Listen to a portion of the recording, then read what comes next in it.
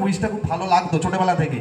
তো সবাইকে একটা কথাই বলবো, কুইজে যারা আজ পার্টিসিপেট করেছো বাট হয়তো 2-1 নাম্বারের জন্য আজকে পুরস্কার পাচ্ছ না, তোমাদের জন্য একটা কথা, আর অনেকে এমন আছে যে ও খেলছে অমুক খেলছে আমি খেলবো না, এই জিনিসটা মাথা থেকে ছুঁড়ে ফেলে দাও।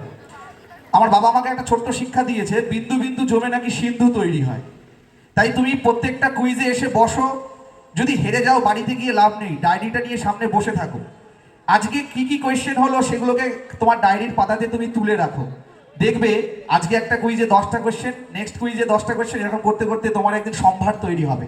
আর তুমি দেখবে যে 10টা কুইজের পরে ওই কোয়েশ্চেনগুলোই তোমাকে বারংবার যেন একবার করে কুইজে কমন পেয়ে যাচ্ছে, এমন ব্যাপার হয়ে যাবে।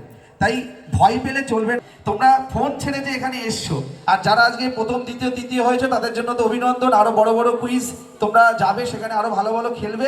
শুধু একটা কথা মাথায় রাখতে হবে, জীবনে কিছু শিখতে যদি চাও তাহলে তোমাকে একটু সময় ব্যয় করতে হবে। সময় যদি না দাও তাহলে কখনো শিক্ষা পাওয়া যায় না। তাই তোমরা ভালো থেকো, আরো বড় জায়গায় যাও, আরো বড় কুইজ খেলো, টিভির পর্দাতেও যেন তোমরা দেখতে পাই সেরকম একটা পজিশন তোমরা হোল্ড করো, সেই আশা রেখে আমার ছোট্ট বক্তব্য শেষ করলাম। সবাইকে ধন্যবাদ।